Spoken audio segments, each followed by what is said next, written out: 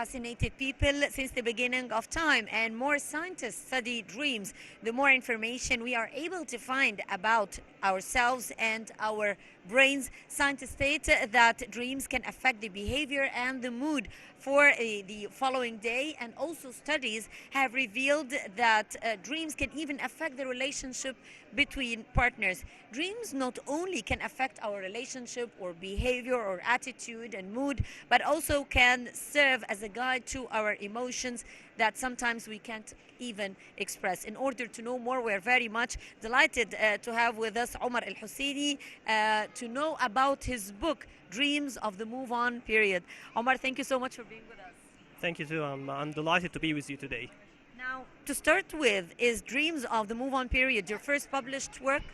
So it's my first published novel, but I have published other scientific researches before. I'm a researcher in the university. So yes, it's my first novel. Why have the study of dreams elicited research and studies and experiments from scientists for decades? And why did you personally choose this topic to write about it?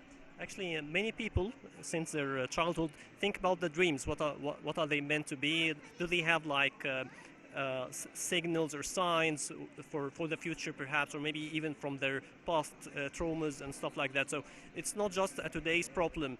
Even in the past cultures, in the ancient civilizations, people were thinking about the meaning behind the dreams. So it has the interpretation of the dreams since ancient Egypt, and it's even mentioned in the Holy Quran. Yes.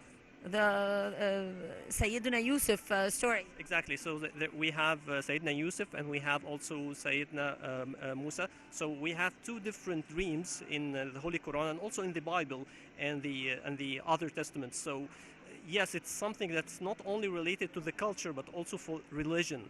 Yeah. Dreams overall can have much more of an impact on our brains that we would like to believe. Do you believe that dreams can affect our day-to-day actions without our knowledge, and how?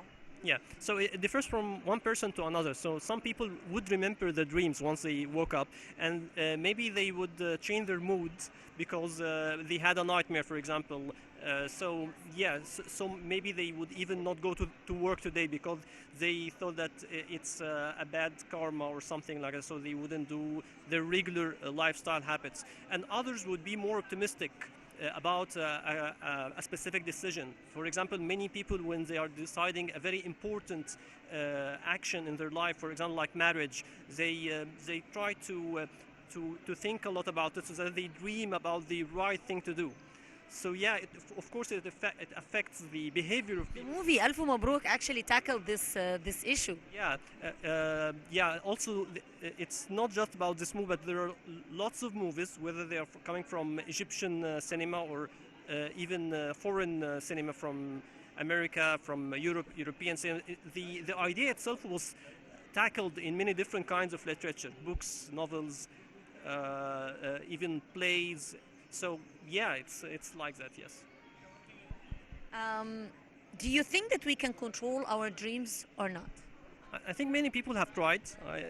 Many people, even inside their dreams, when they know that they're dreaming, they try to control the actions happening. Yeah, some of them can. Is it the lucid dreams we're talking about here? Yes, of course. This is what scientists call lucid dreaming, and this is more, they say that this is where your conscious is more awake than you're asleep. So you can control to some extent the actions that you're doing. And when we speak about movies, there is a movie called Matrix. It's about controlling your dreams. There is Inception. It's also about controlling the dream. The book itself is not about controlling the dream, but it's about the effect of the dream on the person who's dreaming. For people who experience this, sometimes it's very difficult for them because inside the dream they are very awake. Their brain is very awake to the extent that their brain reminds them of all the events taking place in the dream, so that when they wake up, they need to remember that for a reason or not. Yeah. So again, if it's a good dream, if it's a happy dream, people would be joyful after they awake, and maybe they would like to extend the time or the duration of the dreams. They want to stay asleep. But if it's a nightmare, people would like to awake themselves up. Sometimes they can't. So we call this a paralysis of sleep, or the sleep paralysis. So yeah, you're right. Breaking up is one of the tackled issues in your book. Why breakup is difficult? Yeah, of course, it's it's difficult. It's difficult, but for people, it's really very hard, and they get years or they take years to move on. This is the name of your novel. But others move on very quickly and they get into other relationships very quickly. Perhaps this is also different from men to women. Yeah, I think it depends more on how much were you attached emotionally to your partner. So if you're loving him or if you're loving her too much, it would be very hard for you to move on. And if it's like a regular or a casual relationship, so of course the breaking up period or the moving on period would be quite little. At the end, why is the book you are currently what is the book that you are currently reading, and who are your favorite writers? So my favorite writers, I think Stephen King. Yeah, Stephen King is my most favorite writer, and I'm reading now a novel called Kirit. It's a Japanese novel made by Masato Kato. It's actually interesting because it requires to listen to specific tracks of music while reading it. So it's like a collaboration between a music band and the writer.